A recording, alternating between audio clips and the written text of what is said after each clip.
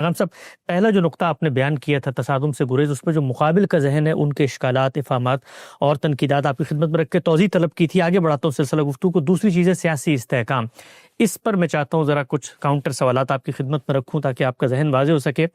آپ کے نزدیک سیاسی استحکام ایک بنیادی چیز ہے، لیکن مسلم دنیا میں جو موجودہ فرقہ واریت ہے اور جو مختلف مکاتب فکر کی نمائندگی ہے، اس کی موجودگی میں ایک متفقہ سیاسی ڈھانچہ، اسٹرکچر بنایا کیسے جا سکتا ہے؟ اس لیے کہ جب سوسائٹی آلریڈی پولرائزڈ ہوگی تو جو سوسائٹی کے اندر رویے ہیں انہی کا اظہار سیاست میں بھی ہوگا. تو سیاسی استحکام کے لیے فرقہ واریت کی موجودگی میں آگے کیسے بڑھا جا سکتا ہے؟ اس وقت اگر آپ عالم اسلام پر نگاہ ڈال کے دیکھیں تو اس میں بہت سے ممالک میں بادشاہتیں قائم ہیں، جی، عمارتیں قائم ہیں. یہ بادشاہتیں، یہ عمارتیں اپنا ایک تاریخی پس منظر رکھتی ہیں. وہ علاقے جو کسی زمانے میں کسی قبیلے کے تحت آ گئے یا کسی نے ان کو فتح کر لیا، ظاہر ہے کہ عمارتیں، بادشاہتیں وہاں ہی قائم ہو سکتی ہیں. مسلمانوں کو جو صورتحال درپیش ہوئی اور کم و بیش 2-2.5 صدیوں تک رہی، جس میں وہ محکوم ہو گئے، اس میں بھی کسی نہ کسی طریقے سے وہ بادشاہتیں قائم رہیں. ہم نے یہ دیکھا کہ ملیشیا میں، یا آپ کہیے کہ پرانے ملایا میں، مختلف جگہوں پر جو ریاستیں قائم تھیں وہ مغربی قوموں نے بھی اسی طرح قائم رکھی. یعنی وہاں اگرچہ اقتدار، اصل اقتدار وہ تو مغربی قوموں کو منتقل ہو گیا، انہوں نے وہ علاقے فتح کر لیے، لیکن اس میں جو نظم قائم کیا گیا تھا اور جو صدیوں سے چلا آ رہا تھا اس کو انہوں نے تبدیل نہیں کیا. ٹھیک، سوائے ان جگہوں کے جہاں کوئی تصادم پیش آ گیا ہے، ورنہ عام طریقہ اور خاص طور پر برطانیہ عظمیٰ کا عام طریقہ یہی رہا کہ اسے قائم رکھا جائے. اس کو آپ خود برصغیر سے سمجھ سکتے ہیں. یہاں جتنی ریاستیں قائم تھیں، اگر ان کی طرف سے کوئی تصادم پیش نہیں آیا تو وہ ریاستیں اسی طرح موجود رہیں. یہ معلوم ہے کہ جب تقسیم ہوئی ہے تو ہندوستان میں غالباً 514 کے قریب ریاستیں موجود تھیں، یعنی تقسیم کے وقت موجود تھیں. جب نئے ملک بن رہے تھے اس وقت بھی اسی طرح سے موروثی اقتدار کے تحت چلی آ رہی تھی. یہی معاملہ پاکستان میں بھی تھا. یعنی جو حصہ پاکستان بنا اس میں 17 کے قریب ریاستیں، اگر میں غلطی نہیں کر رہا تو موجود تھی. یہ سب نظم جہاں جہاں قائم رہا ہے وہاں آپ دیکھیے آپ استحکام ہے. استحکام کا مطلب یہ نہیں کہ مثالی صورتحال ہے، اس وقت یہ زیر بحث نہیں ہے. استحکام کا مطلب یہ ہے کہ ایک ایسا نظم قائم ہے جس میں کوئی اختلال نہیں ہے، لوگ اس کو قبول کیے ہوئے ہیں، مجموعی حیثیت سے اس نظم کی پابندی کی جاتی ہے، اس کے تحت پرامن طریقے پر ولایت عہد کے اصول پر انتقال اقتدار ہو جاتا ہے. اگر آپ غور کر کے دیکھیں تو آپ کو جزیرہ نما عرب میں، آپ کو جزیرہ نما عرب کے حاشیے پر جو ریاستیں ہیں ان میں، آپ کو برونائی میں یا بعض اور جگہوں پر بالکل یہی صورتحال ملے گی. تو یہاں بھی مسلمانوں میں فرقے بھی ہوں گے، مختلف جماعتیں بھی ہوں گی، اگرچہ ان جگہوں کا اگر جائزہ لیا جائے تو اس طرح کی فرقہ بندی نہیں ہے جو ہم مثال کے طور پر بر صغیر میں دیکھتے ہیں. باقی ملکوں پر بھی آپ نگاہ ڈال کے دیکھیں تو یہ بہت کم ہوگا. دوسری وہ جگہیں ہیں جن جگہوں پر فوج نے تختے الٹ دیے، وہاں کچھ تو خون بھی ہوا ہے، آمریتیں بھی قائم ہوئی ہیں، ایک لمبے عرصے تک یہ صورت رہی. یہ تو آپ کو معلوم ہے کہ جس طرح اردن میں بادشاہت ہے، پہلے اسی طرح کی بادشاہت شام میں بھی تھی، عراق میں بھی تھی، ایران میں بھی آپ کو معلوم ہے کہ بادشاہت تھی. لیکن جہاں جہاں کوئی انقلاب آ گیا، خواہ وہ فوج لے آئی یا جیسے ایران میں انقلاب آ گیا، وہاں ظاہر ہے کہ پھر ایک دوسرا نظم قائم ہوا ہے. اس دوسرے نظم میں ایک زمانہ تو آمریتوں کا زمانہ ہے. اب آہستہ آہستہ وہاں پر بھی جمہوری ادارے قائم ہو رہے ہیں، جیسے عراق میں، جیسے اس وقت کہا جا رہا ہے کہ شام میں قائم ہو جائیں گے، جیسے لیبیا اور سوڈان میں ہے. اسی طرح سے اگر آپ ایک نگاہ ڈال کے دیکھیں تو افریقہ کے بہت سے ممالک میں بھی یہ چیز ہو رہی ہے. ان ملکوں میں سے بہت سی جگہیں ایسی ہیں جہاں کوئی فرقہ بندی اس نوعیت کی نہیں ہے. جیسی مثال کے طور پر میں نے عرض کیا نا کہ ہم کبھی کبھی بر صغیر میں دیکھتے ہیں. مذہبی قیادت بھی اس نوعیت کا کردار نہیں ادا کر رہی جس طرح کا کردار یہاں وہ ادا کر رہی ہے، یا اس کا ایک خاص پس منظر پیدا ہو گیا ہے۔ تو اس لیے آپ یہ دیکھیں گے کہ جن ملکوں میں یہ صورتحال ہے، وہاں ایک بار جب کسی دستور پر اتفاق ہو جائے گا تو اس میں نشیب فراز ہوں گے، لیکن بتدریج اگر اس بات پر اصرار کیا گیا کہ اس نظام کو چلنا ہے اور وہاں کی مختلف قوتوں نے اس کے ساتھ تعاون کیا، تو زیادہ امکان یہی ہے کہ وہاں پر بھی استحکام پیدا ہو جائے گا۔ اس استحکام کے لیے یہ بھی ضروری ہے کہ کچھ صبر کے ساتھ انتظار کیا جائے، یعنی اگر جلد بازی میں کچھ توقعات وابستہ کر لی جائیں تو وہ بھی خرابی کا باعث بنتی ہیں۔ سیاسی اور سماجی اور عمرانی معاملات میں صحیح رویہ یہی ہے کہ یہاں مثالیت پسندی چلتی ہی نہیں ہے، یعنی آپ کو جو مثالی چیزیں ہیں ان کو بیان کرنا ہوتا ہے، ان کی طرف توجہ دلانی ہوتی ہے، سفر جاری رکھنا ہوتا ہے، لیکن ہمیشہ یہ دیکھا جاتا ہے کہ عملی حقیقتیں کیا ہیں اور ان کو سامنے رکھ کر ہم کوئی نظام بنا سکتے ہیں۔ اس کو آپ ایک مثال سے یوں سمجھیں کہ لبنان میں ہم یہ جانتے ہیں کہ وہاں برابر کم و بیش تعداد مسلمانوں اور مسیحیوں کی ہے۔ اسی طرح کی صورتحال اگر اہل تشیع اور اہل تسنن کے حوالے سے دیکھیں تو عراق میں آپ کو نظر آئے گی۔ یہ مشکل مقامات ہوتے ہیں، یعنی جہاں اتنی بڑی قوت موجود ہے جو ایک نقطہ نظر سے تعلق رکھتی ہے اور اتنی بڑی قوت موجود ہے جو دوسرے نقطہ نظر سے تعلق رکھتی ہے۔ تو عام طور پر اس طرح کی جگہوں میں پھر کوئی نظام بنا لیا جاتا ہے جس میں آپ کبھی روٹیشن کا طریقہ اختیار کر لیتے ہیں، یا کبھی آپ وہ طریقے اختیار کر لیتے ہیں جو مثال کے طور پر بادشاہت کو قائم رکھنے کے لیے ایک آئینی بادشاہت میں تبدیل کر کے ملیشیا میں اختیار کیے گئے ہیں۔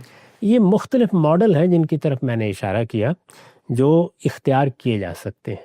ہمارے ہاں بھی اگر آپ دیکھیں تو بنگلہ دیش ہے، پاکستان ہے، بر صغیر میں یہ دو ہی ملک بنے ہیں۔ ان دو ملکوں کے معاملات میں البتہ اس میں کوئی شبہ نہیں ہے کہ مسائل زیادہ گہرے ہیں، سیاسی قوتیں منظم ہو چکی ہوئی ہیں، مذہبی قیادت بھی اپنی ایک خاص شناخت رکھتی ہے۔ مذہبی قیادت کی یہاں ایک بڑی غیر معمولی تاریخ بھی ہے۔ مذہبی قیادت نے جب یہاں مغلوں کی حکومت ختم کی جا رہی تھی اس وقت بھی ایک کردار ادا کیا ہے، جب جنگ آزادی ہوئی ہے تو اس میں بھی ایک کردار ادا کیا ہے۔ اس کے بعد پھر سید احمد شہید نے جب سکھوں کے خلاف اعلان جنگ کیا تو اس میں بھی ظاہر ہے کہ اصل کردار مذہبی قیادت ہی کا رہا ہے۔ پھر مذہبی قیادت کا کردار کانگریس میں بھی ہمارے سامنے ہے اور مسلم لیگ میں بھی ہمارے سامنے ہے، یعنی دونوں طرف۔ مشرقی پاکستان میں بھی جو پرانا مشرقی پاکستان تھا کم و بیش ایسی ہی صورتحال تھی، اگرچہ وہ سیاسی لحاظ سے مغربی پاکستان کے لوگوں سے بہت آگے تھے۔ یہ ہمارا کینوس ہے، یعنی ہم یہاں کھڑے ہیں، اس میں ظاہر ہے کہ مشکلات ہیں، وہی مشکلات ہیں جن کے پیش نظر یا جن کے پس منظر میں دونوں جگہ پر فوج کو غیر معمولی حیثیت حاصل ہو گئی ہے۔ یعنی ہماری تاریخ کیا ہے، اس میں مختلف قوتیں کیسے کام کرتی ہیں، اس میں استحکام خاص طور پر سول اداروں کے لیے پیدا کرنا کتنا مشکل ہے، یہ وہ چیزیں ہیں جن کو اگر آپ سامنے رکھیں تو یہ بات سمجھ میں آتی ہے کہ یہاں بار بار مداخلتیں کیوں ہو جاتی ہیں، حکومتیں اس طرح کیوں تبدیل کرنی پڑ جاتی ہیں جیسے حال میں مثلا بنگلہ دیش میں تبدیلی آئی ہے، یا ہمارے ہاں مارشل لا کیوں لگانے پڑ جاتے ہیں۔ یہ میں یہ عرض نہیں کر رہا کہ کوئی اس کا جواز ہے، میں یہ عرض کر رہا ہوں کہ یہ ہمارے ہاں کی مخصوص صورتحال ہے جس میں ہمیں اس حساب کا پیش آتا ہے۔ چنانچہ اس وجہ سے میں نے توجہ دلائی ہے کہ باقی جو 57 ملک ہیں ان کے اپنے اپنے حالات ہیں، ان میں سے بہت تھوڑے ہیں جو اب عدم استحکام سے گزر رہے ہیں۔ ایک راستہ کم و بیش سب کے لیے متعین ہو گیا ہے، جہاں فتوحات نئی فتوحات ہوئی ہیں، مثال کے طور پر افغانستان، ظاہر ہے کہ اس کا معاملہ اب ایک جماعت کے سپرد ہے۔ وہ اسی نوعیت کی جماعت ہے جس طرح کے کسی زمانے میں کمیونسٹ ہوا کرتے تھے، وہ اپنا ایک نظریہ رکھتے تھے، یہ جماعت اپنا ایک نظریہ رکھتی ہے، وہ اپنے درمیان امرہم شورا بینہم کے اصول ہی پر کام کرتی ہے، لیکن اس کا یہ تصور ہی نہیں ہے کہ اس میں افغانستان کے عام لوگوں کو بھی شریک ہونا ہے۔ تو وہاں جمہوریت کے یا امرہم شورا بینہم کے قومی سطح پر اصول کی خلاف ورزی ہوئی ہے۔ اس طرح کے مقامات بھی کچھ دیر تک ظاہرہ نشیب فراز سے گزریں گے۔ تو ایک بڑا علاقہ ہے جس کو ہم مسلم ممالک سے تعبیر کرتے ہیں، اس میں یہ خیال کرنا کہ سیاسی استحکام چشم زدن میں آ جائے گا یہ ممکن نہیں ہے۔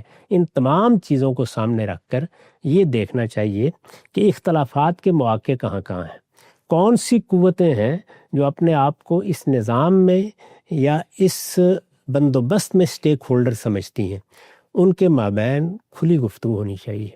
उनको अपने मकासद भी सामने रखनी चाहिए और अपने तहफ़्फ़ुज़ात भी सामने रखने चाहिए। ये कोई निज़ाम बना लिया गया है, उसके बाद भी उसकी इस्लाह के लिए सिलसिला जारी रहना चाहिए। मैंने जो तवज्जो दिलाई है वो ये है कि सियासी इस्तेहकाम को आगे बढ़ने के लिए अव्वलीन कदम की हैसियत हासिल है। यानी अगर आपने ये तय कर लिया कि हम तसादुम से गुरेज़ करेंगे, देखिए जब ये कहा जाता है गुरेज़ करेंगे तो उसका मतलब ये नहीं है कि अगर सर पर आ पड़ेगी तो फिर भी जी, ये कोई गुरेज़ मसला का तो मतलब है अपनी तरफ से कोई लाए अमल नहीं बनाएंगे, अपनी तरफ से कोई इकदाम नहीं करेंगे, अपनी तरफ से रास्ते निकालेंगे, अपनी तरफ से जो कुछ मिला है उस पर इक्तफ़ा करने का तरीका इख्तियार करेंगे, अपनी तरफ से जो फ़ैसले तकदीर ने कर दिए हैं उनको वक्ती तौर पर कबूल कर लेंगे और कबूल करके आगे बढ़ने का रास्ता तलाश करेंगे। जब आप ये रवैया इख्तियार कर लेते हैं तो सफ़र शुरू हो जाता है। पाकिस्तान में भी आप देखिए बार बार फिर एक सिविल निज़ाम बन जाता है और ये तवक्को पैदा हो जाती है कि ये चलेगा। ये उसी सूरत में चलेगा और अपने पाँव पर खड़ा होगा और मुहकम हो जाएगा जब जितने लोग भी इसमें अपने मफादात को मजरू देखते हैं, हाँ वो मजहबी क़यादत से ताल्लुक़ रखते हों, हाँ वो फ़ौजी क़यादत से ताल्लुक़ रखते हों, हाँ वो सियासतदानों से ताल्लुक़ रखते हों, उन सब को मिलकर सोचना चाहिए कि हमें पहली ज़मानत इस चीज़ की देनी है कि इस्तेहकाम मजरू ना हो। ये इस्तेहकाम जब मजरू हो जाता है तो आप देखें कि बिल्कुल पहिया उलट जाता है, यानी उसके नतीजे में खलफशार पैदा होता है, बेएतमादी पैदा होती है, सरमाया अड़ंछू होने लग जाता है, लोग अपना अपना रास्ता लेते हैं, कौम मुल्क के अंदर रहकर वहाँ उसकी खिदमत करने के दायियात कमज़ोर होते हैं। तो नतीजा उसका ये निकलता है कि जो एतमाद एक कौम के अंदर होना चाहिए वो मजरू हो जाता है। इस वजह से मैंने ये गुजारिश की है कि जिन लोगों के पास भी फैसला कुन अथॉरिटी मौजूद है, वो मैंने अर्ज़ कर दिया था कि किन लोगों के पास कहाँ कहाँ क्या है। हमारे मुल्क में बिल्कुल वाज़ेह है कि एक तरफ हमारी मजहबी क़यादत है, बहुत मुनज़्ज़म है, उसका नेटवर्क भी बहुत मजबूत है, वो अपनी बात मनवाना भी जानती है, उसकी एक सियासी तारीख भी है, वो अपना एक पस मंज़र भी बना चुकी है, उसकी तंजीमात भी मुख्तलिफ़ जगहों में मौजूद है और ज़ाहिर है कि फ़ौज भी एक बड़ा इदारा है और हर रियासत में फ़ौज का एक गैर मामूली किरदार होता है, इसलिए कि रियासत तो फ़ौज के इस फैसले ही पर खड़ी होती है कि उसने किस निज़ाम को कबूल किया है। वो मलूकियत को कबूल कर लेती है तो मलूकियत का निज़ाम चलाना आसान हो जाता है और वो जमहूरियत को कबूल कर लेती है तो ये उसी की कबूलियत है जो असल में फ़ैसला कुन किरदार अदा करती है। इसमें ये लोगों के सामने दरख्वास्त हम रख रहे हैं कि वो जहाँ जहाँ भी तो जहाँ भी उनकी क़ुव्वत है, जहाँ कहीं भी उनको असर व रसूख हासिल है, वो इसको हदफ बनाएं कि मुख्तलिफ़ चीज़ों से मुतल्लक़ मफादात की जंग में किसी उसूल पर इत्तेफाक हो जाए। यानी कोई ऐसा निज़ाम जिसमें इज़्मिहलाल और इख्तलाल के मौक़े कम हों, जो चलता रहे, जिसमें पुरअमन तरीके से इंतकाले इक़्तिदार होता रहे, जिसमें ये मुख्तलिफ़ क़ुव्वतें जो हर जगह ज़ाहिर कार फरमा होती हैं उनके माबैन तसादुम की नौबत ना आए। यानी तसादुम से जिस तरह बाहर बचना ज़रूरी है उसी तरह अंदर भी बचना ज़रूरी है। नुक्ता बिल्कुल वाज़ेह हो गया।